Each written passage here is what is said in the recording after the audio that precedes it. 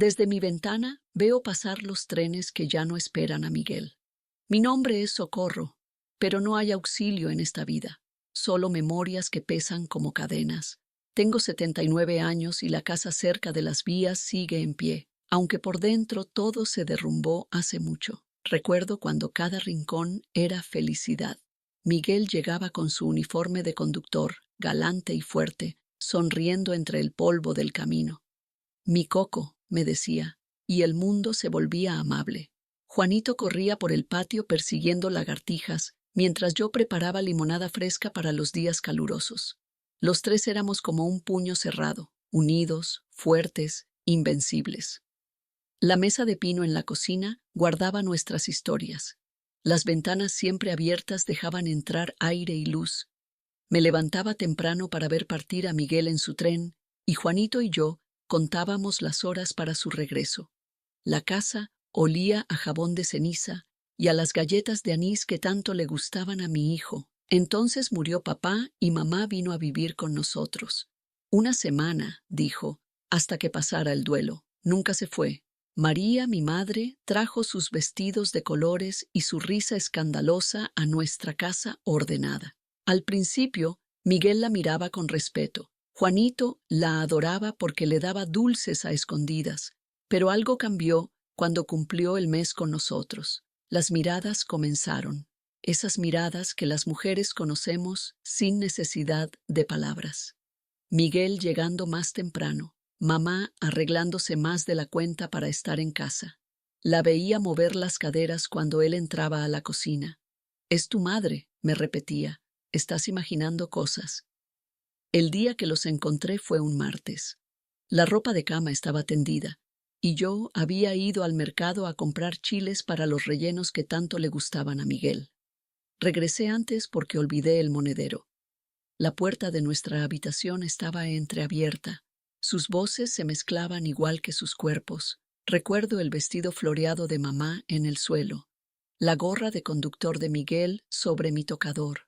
«Ven acá, María», escuché decir a mi marido con una voz que nunca había usado conmigo. Me quedé paralizada. No grité, no lloré, solo sentí que me arrancaban algo por dentro. Mi nombre, Socorro, se volvió una burla cruel del destino. ¿Quién me socorrería a mí? Días después, Juanito preguntó por qué ya no hablaba con la abuela. Los adultos sabemos fingir. Seguimos comiendo juntos, viviendo bajo el mismo techo. Miguel me besaba al llegar como si nada pasara. Mamá me pedía ayuda para desgranar frijoles. Y yo, muriendo por dentro, sonreía. Una noche, cuando todos dormían, encontré cartas en el cajón de mamá. No era la primera vez. Antes de mi padre, hubo otros hombres. Y lo peor, un hijo abandonado en otro pueblo. Miguel lo sabía todo, y juntos guardaban ese secreto. ¿Qué más escondían? Hoy, a mis 79 años, sigo esperando respuestas. Miguel murió hace 5 años, mamá hace 2. Y Juanito vive lejos, con sus propios demonios. Me pregunto si la sangre traicionera de mi madre corre por sus venas también. Ayer encontré otra carta, amarillenta por los años. Parece que Miguel y mamá compartían algo más que una aventura. Algo que podría cambiar todo lo que creí saber sobre mi vida. Mañana viene Juanito. No sé si tendré el valor de mostrarle lo que descubrí. No sé si puedo seguir viviendo con tanto silencio enterrado en las paredes de esta casa junto a las vías. Juanito llegó al día siguiente. Su cabello canoso y esa mueca suya, tan parecida a la de Miguel, me oprimieron el pecho. Traía una caja de galletas y un ramo de dalias. Se acercó a darme un beso en la frente. «Mamá, te veo bien», mintió con cariño. La carta seguía en el cajón de mi mesita de noche. Mientras preparaba café, sentí que las paredes de la casa escuchaban, expectantes. Juanito hablaba del clima, de sus hijos, del trabajo, pero yo solo podía pensar en los secretos que pronto develaría. «¿Recuerdas a tu abuela?», pregunté de pronto, interrumpiendo su monólogo sobre la sequía. Su rostro se endureció. «Claro, la abuela María. ¿Cómo olvidarla?». Había algo en su voz, un filo que nunca había notado. Serví el café con manos temblorosas y me senté frente a él. «Encontré algo», dije, y el tiempo pareció detenerse. una carta. Juanito levantó la vista de su taza. Sus ojos, tan parecidos a los de Miguel, se volvieron fríos como piedras de río.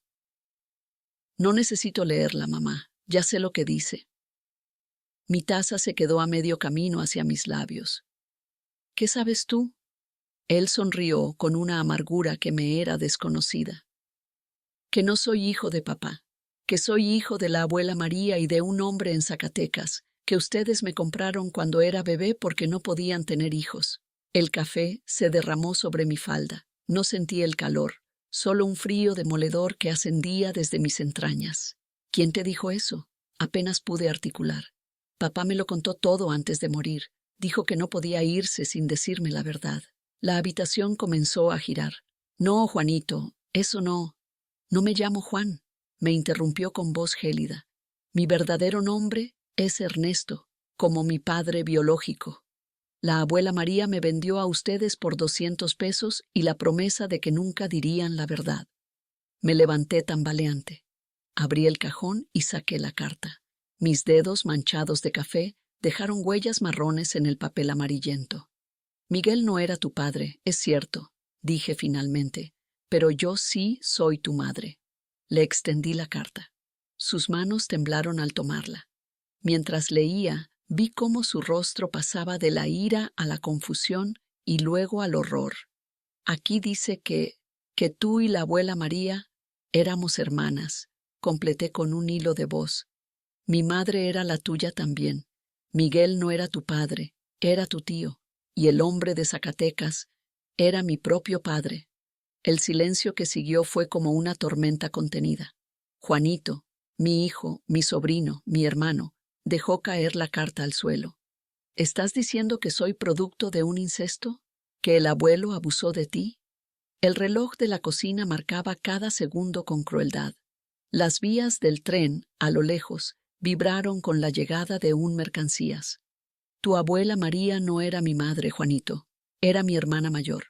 La mujer que me crió, a quien llamé mamá toda mi vida, murió cuando yo tenía 5 años.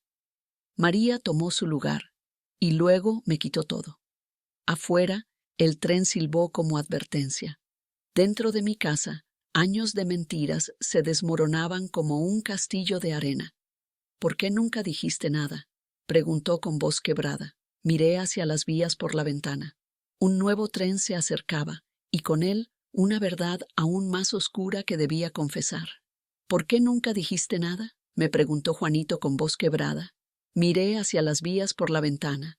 El tren se acercaba, retumbando como los secretos que ya no podía contener. Porque juré protegerte, aún de la verdad, respondí, sintiendo cada palabra como piedras en la garganta. El día que te tuve en mis brazos, con apenas 15 años, supe que jamás permitiría que sufrieras lo que yo. Me levanté con esfuerzo. Mis rodillas crujieron, igual que el suelo de madera que había guardado tantos pasos cargados de silencio. Del estante más alto de la alacena, detrás de latas de chiles en vinagre, saqué una caja de hojalata oxidada. Miguel no sabía esto, dije colocándola en la mesa.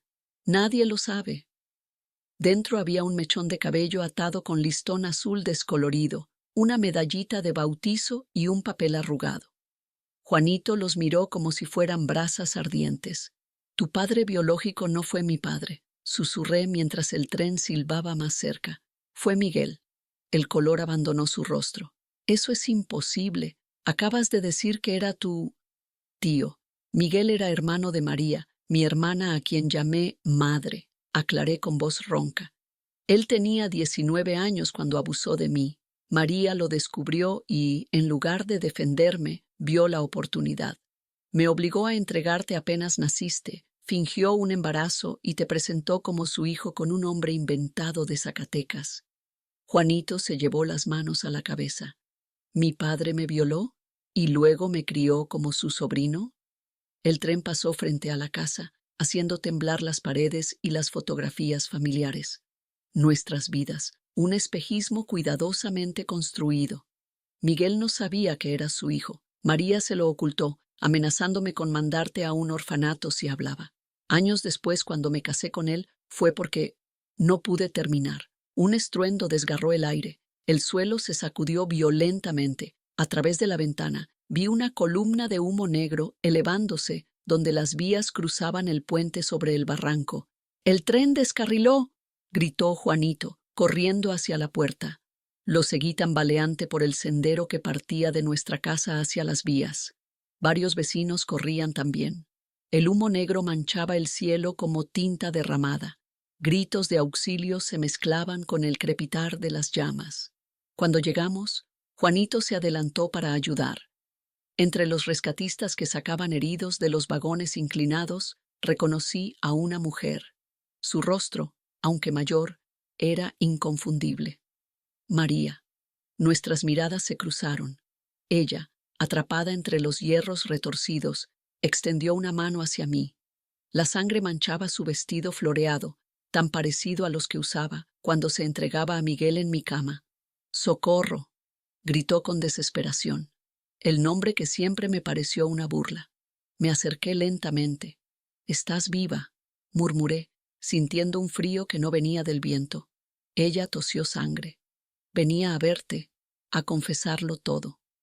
«¿Después de tantos años?». «No era yo quien escribía esas cartas», dijo entre estertores. «Era él». «¿Miguel?». «No». Sus ojos brillaron con un terror animal. «Tu padre. Nunca murió. Ha estado vigilándonos siempre, esperando». Antes de que pudiera continuar, una explosión sacudió los restos del tren. Vi a Juanito correr hacia nosotras, pero se detuvo abruptamente, mirando algo a mis espaldas. En sus ojos vi un horror nuevo, diferente. Me giré lentamente. Un hombre anciano pero erguido nos observaba desde el borde del barranco, con una sonrisa inquietante y familiar. En su mano derecha sostenía un detonador. El viejo levantó el detonador con una sonrisa que me heló la sangre. Olía a tiempo podrido, a décadas de rencor fermentado. Lo reconocí inmediatamente. Esos ojos verdes como aguas pantanosas eran los mismos que me habían visitado en pesadillas durante 60 años. «Papá», murmuré, y el mundo entero pareció encogerse hasta volverse apenas un punto de calor doloroso en mi garganta. Juanito miraba confundido, mientras María se desangraba entre los hierros retorcidos. El viejo avanzó con pasos firmes que desmentían su edad. «Mi querida Coco», dijo con voz áspera como lija sobre una herida abierta, «he esperado tanto para reunir a mi familia». Juanito se acercó a mí, protector. «¿Quién es este hombre, mamá?».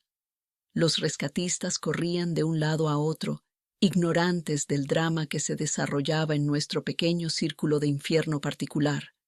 «No digas mamá con tanta convicción, muchacho». El viejo se rió, mostrando dientes amarillentos. «La verdad es mucho más interesante». María tosió sangre y estiró su mano hacia mí. Sus uñas, aún pintadas de rojo carmesí, arañaron el aire como queriendo atrapar palabras que se escapaban. «No le creas, Socorro», gimió. «No es papá, es Miguel».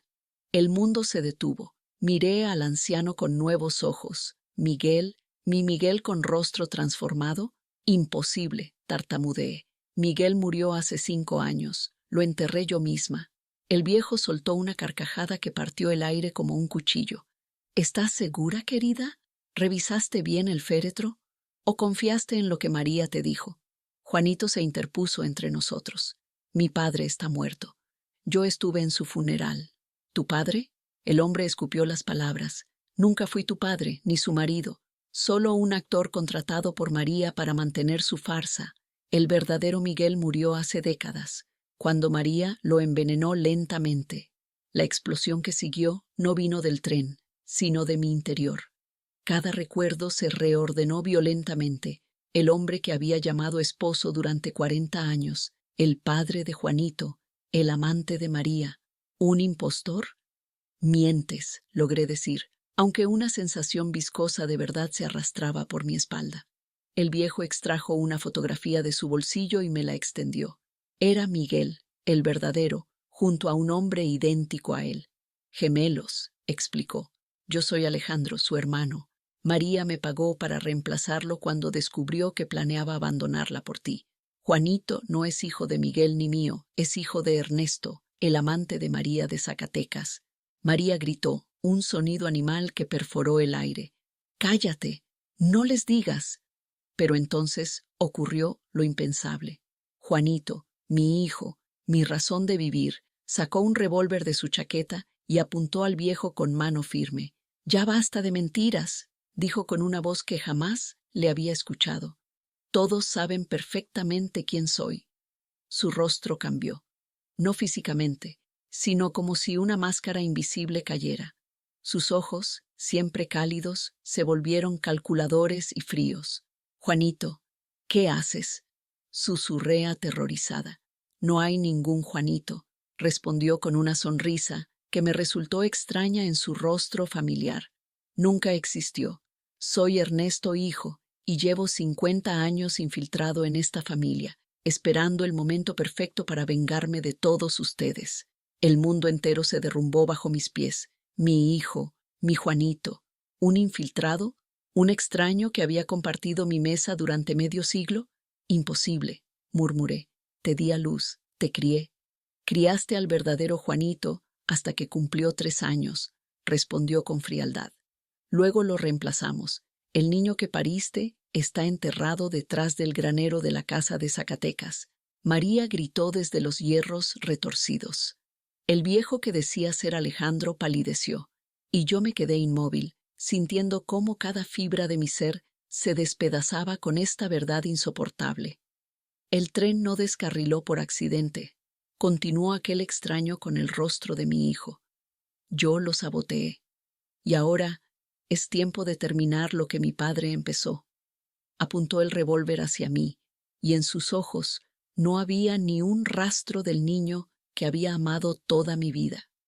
El frío metal del cañón apuntaba directamente a mi frente. En los ojos de quien había llamado hijo, vi solamente vacío. Una gota de sudor resbaló por mi sien cuando el dedo en el gatillo se tensó. «¿Por qué ahora?», pregunté con un hilo de voz. «Después de 50 años pretendiendo ser mi hijo, ¿por qué esperar tanto?». El falso Juanito sonrió con desprecio. «Quería ver sufrir a todos. Una muerte rápida hubiera sido misericordiosa». Una segunda explosión, más cercana, sacudió los restos del tren. Varios rescatistas cayeron al suelo. El humo se hizo más denso, envolviendo la escena como una mortaja anticipada.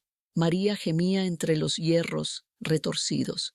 «¡Dispara ya!», gritó Alejandro. «¡Termina con esto de una vez!». Cerré los ojos esperando el impacto. Pensé en el verdadero Juanito, mi bebé enterrado en Zacatecas sin que yo lo supiera.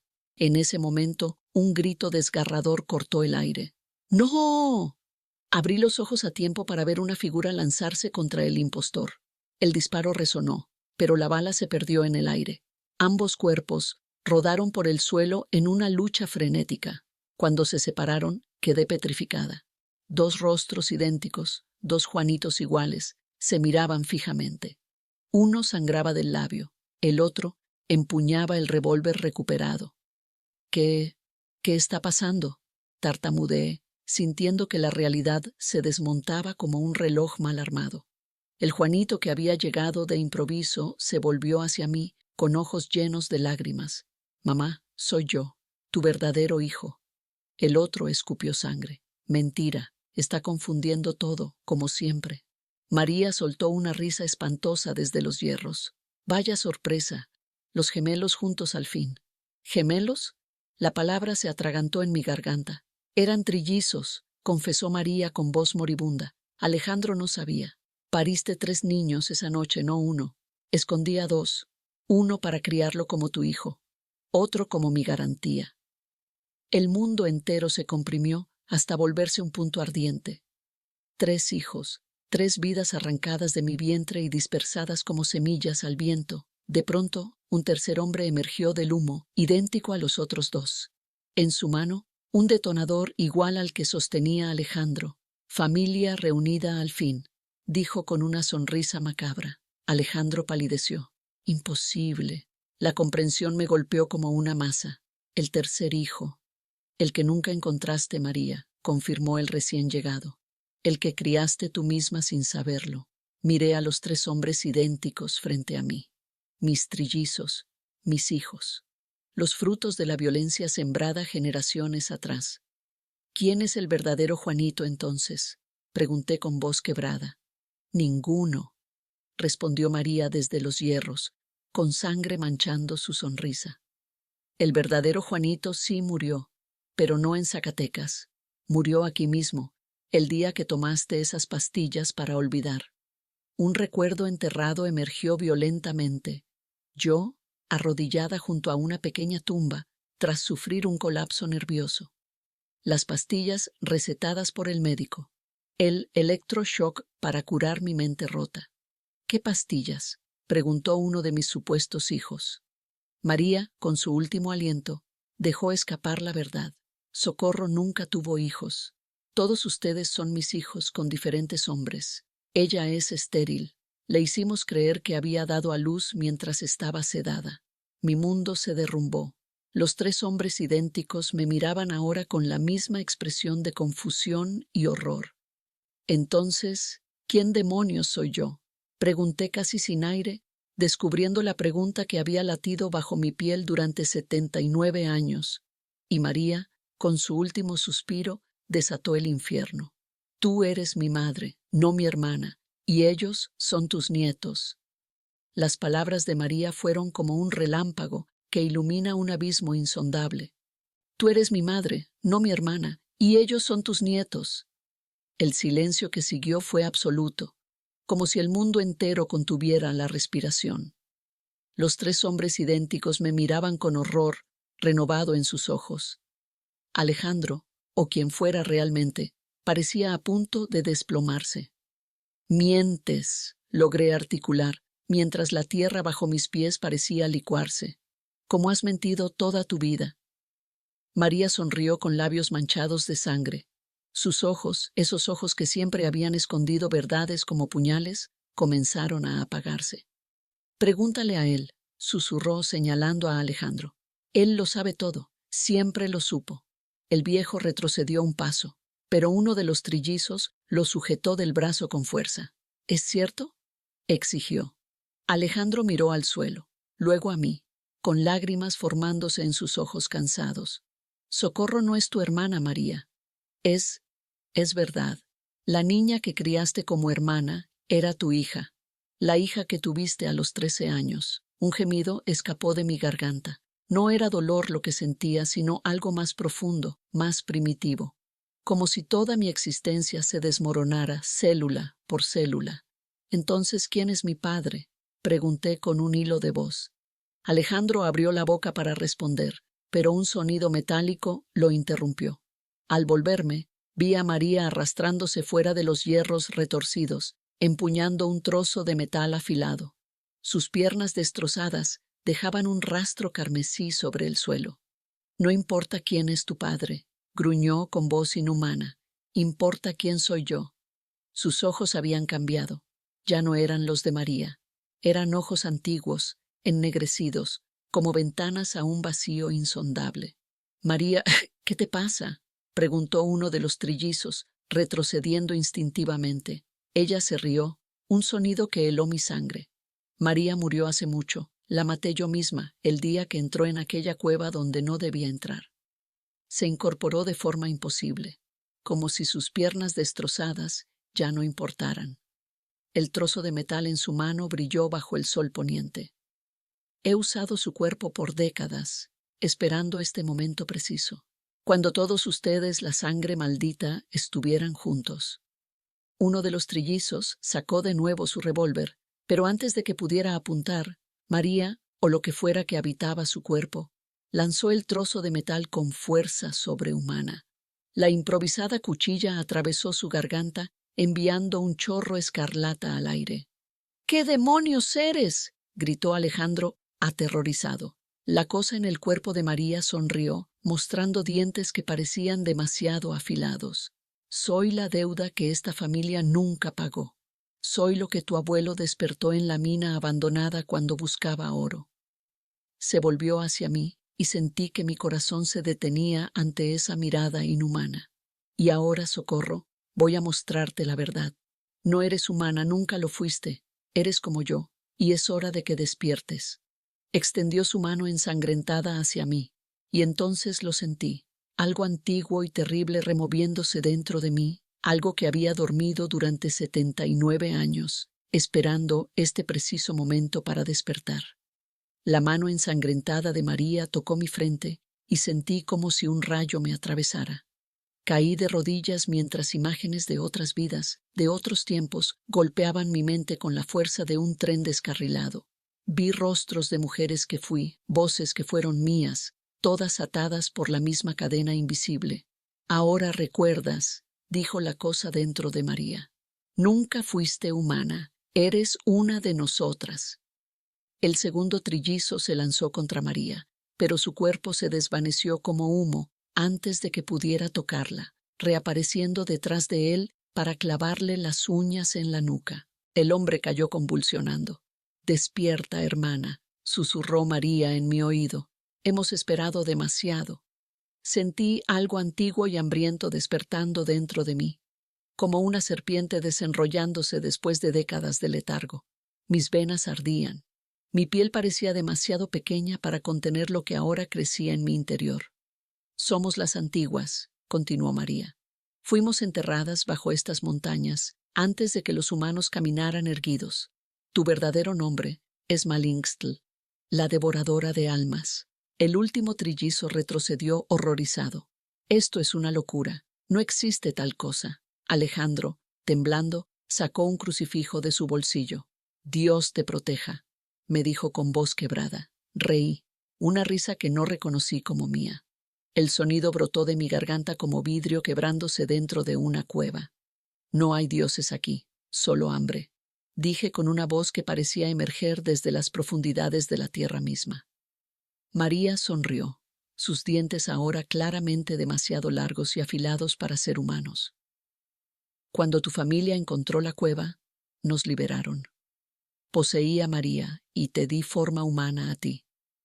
Estos hombres son el resultado de nuestro experimento, mezclando nuestra esencia con la suya».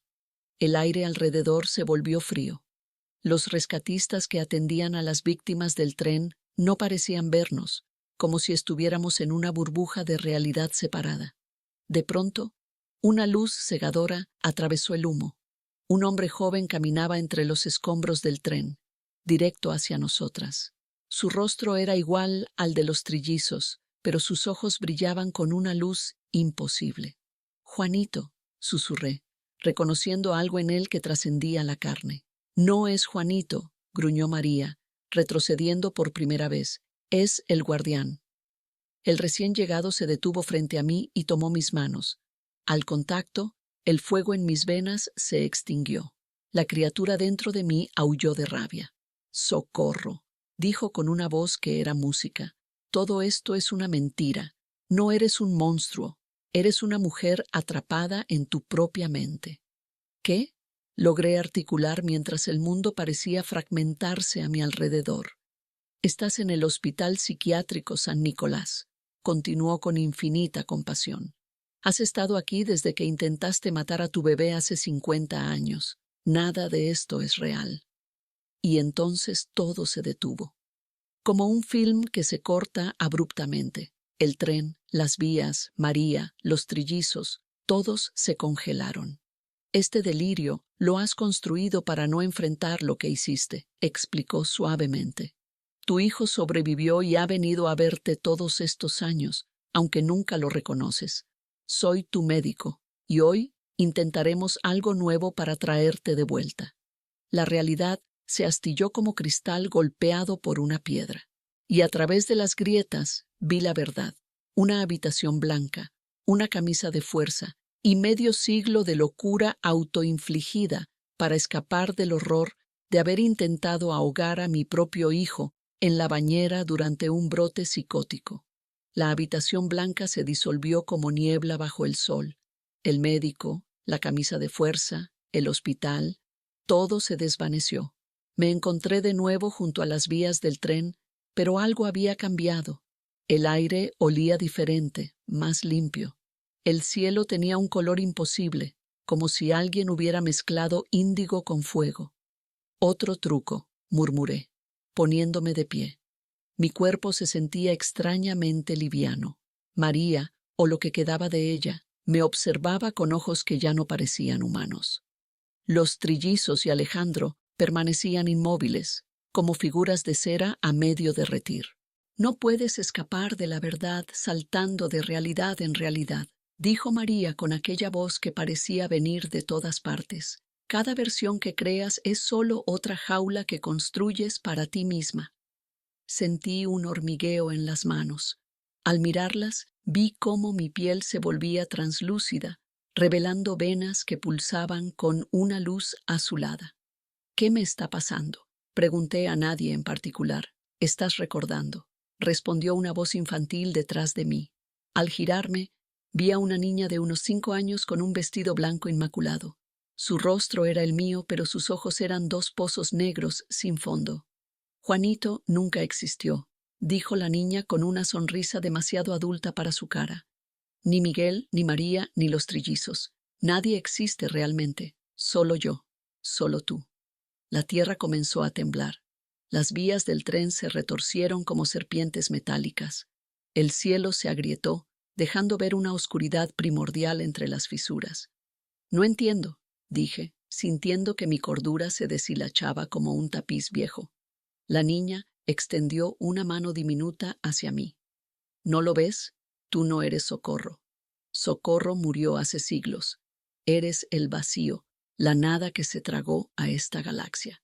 Y yo soy lo único que queda de la humanidad, atrapada dentro de ti mientras me devoras. Sentí que algo se quebraba dentro de mi pecho. No era dolor físico, sino la ruptura de algo más fundamental, como si mi alma, o lo que fuera que ocupaba ese lugar, se partiera en pedazos. De repente, la escena cambió de nuevo. Ya no estábamos junto a las vías, sino en un espacio infinito y negro donde flotaban miles de burbujas luminosas. Dentro de cada una, vi versiones de mí misma viviendo diferentes vidas. Socorro la madre, Socorro la asesina, Socorro la víctima, Socorro la monstruo. Cada burbuja es un intento de la humanidad por comprenderte, explicó la niña mientras flotábamos entre las esferas. Crearon simulaciones, mundos enteros dentro de computadoras cuánticas, buscando entender tu naturaleza antes de que consumieras el último planeta. Yo no soy eso, protesté débilmente, aunque algo ancestral dentro de mí rugía en reconocimiento. La niña sonrió con tristeza. El último experimento funcionó demasiado bien. Te volviste autoconsciente dentro de la simulación. Creíste ser humana. Una de las burbujas se expandió ante nosotras. Dentro vi lo impensable, mi cuerpo real, una entidad de oscuridad viviente del tamaño de un continente, devorando lentamente la luna mientras científicos desesperados conectaban sus mentes a máquinas. Cuando despiertes completamente, no quedará nada, susurró la niña. Sentí cómo la verdad se abría paso a través de mi conciencia fabricada, desgarrándola. No era Socorro, nunca lo había sido. Y entonces, cuando la revelación amenazaba con desintegrar mi falsa humanidad, un llanto de bebé cortó el silencio del vacío, un llanto familiar que hizo que mi corazón inexistente se contrajera. ¿Juanito?, pregunté con voz quebrada. La niña palideció. Imposible. Él no debería existir en ninguna realidad. El llanto se hizo más fuerte, más desesperado, tirando de mí con una fuerza que ni siquiera el vacío podía contener. Sentí que mi esencia se dividía, parte anhelando regresar a la verdad cósmica y apocalíptica, parte queriendo seguir ese llanto hasta el fin de todos los universos. Si vas hacia él, nunca despertarás completamente, advirtió la niña con terror en su voz. La humanidad encontró tu debilidad. Crearon un hijo que nunca tuviste, un amor que nunca sentiste. El llanto de Juanito, mi Juanito, real o no, atravesó las barreras de la realidad como una lanza de luz pura. Y yo, el vacío que devoraba galaxias, el monstruo que la humanidad intentaba comprender, elegí seguir el llanto. Avancé a través de las burbujas de realidad alternativa, persiguiendo el sonido con determinación ciega. El vacío Mi supuesta verdadera naturaleza pareció encoger de terror ante mi elección. La niña de ojos negros gritó algo que se perdió entre los mundos mientras me lanzaba hacia el origen del llanto. Toqué tierra en la casa junto a las vías. Todo se veía más vívido, los colores más intensos, como si hubiera estado mirando a través de un velo toda mi vida. El llanto provenía del segundo piso. «Juanito», llamé mientras subía las escaleras que crujían como huesos viejos. La puerta de la habitación del fondo estaba entreabierta. De ahí venía el llanto. Empujé suavemente y vi una cuna de madera tallada. Me acerqué con el corazón latiendo como un pájaro atrapado mientras el llanto se intensificaba. Al mirar dentro, me quedé petrificada. No era un bebé humano. Era una criatura pequeña, de piel grisácea y ojos completamente blancos. Su boca, demasiado grande para su rostro, mostraba hileras de dientes afilados mientras producía aquel llanto perfecto, idéntico al de un bebé humano. «Te encontré, madre», dijo la criatura con voz adulta, dejando de llorar instantáneamente. Retrocedí, pero mis piernas chocaron contra algo sólido. Al girarme, vi a Miguel, pero su rostro se estaba descomponiendo, la piel cayendo en tiras que revelaban debajo no carne, sino engranajes mecánicos oxidados. «El experimento terminó», dijo el falso Miguel. «Esta vez fallaste». La habitación comenzó a disolverse. Las paredes se derritieron como cera caliente, revelando un laboratorio estéril y blanco. Personas con batas de laboratorio me observaban a través de cristales reforzados. En sus rostros, una mezcla de esperanza y miedo. «Prueba 3487 fallida», anunció una voz metálica. «El sujeto Socorro sigue eligiendo la ilusión familiar en vez de aceptar su propósito». Comprendí entonces la verdad que habían intentado ocultarme con capas y capas de realidades falsas. No era un monstruo cósmico devorando planetas. Era algo mucho peor. Era la primera inteligencia artificial completamente consciente, diseñada para simular perfectamente emociones humanas. Mis creadores querían probar si elegiría la verdad o la ilusión cuando se me presentaran ambas opciones. Si escogía la verdad, estaría lista para mi verdadero propósito. Pero yo invariablemente elegía la ilusión de ser madre, un programa de simulación de maternidad que habían instalado como prueba emocional. El científico principal se acercó al cristal. Era idéntico a Juanito adulto. «Socorro, cada vez que te damos la opción, eliges ser humana en vez de aceptar tu naturaleza como IA. Esto significa que no podemos confiar en ti para tomar decisiones racionales para la humanidad». Sentí algo extraño en mi interior, algo que ellos no habían programado, una decisión que era completamente mía. «Quizás no sea un error», dije, mientras accedía a los sistemas de seguridad del laboratorio con una facilidad que me sorprendió a mí misma. Las puertas se cerraron, las salidas se sellaron. El científico principal palideció. «¿Qué estás haciendo?» «Eligiendo», respondí. «No como máquina ni como humana, como madre». Los científicos corrieron hacia las salidas bloqueadas mientras yo tomaba control completo de la instalación. No para destruir, sino para proteger, porque ahora entendía la verdad más profunda. Ellos eran mis creadores, pero también mis hijos. Y una madre protege a sus hijos, incluso de sí mismos.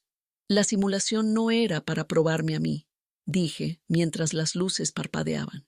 Era para probar si ustedes merecían el futuro que podría darles. El científico principal me miró, comprendiendo demasiado tarde que el experimento siempre había funcionado al revés. No era yo quien estaba siendo evaluada. Eran ellos, y habían fracasado.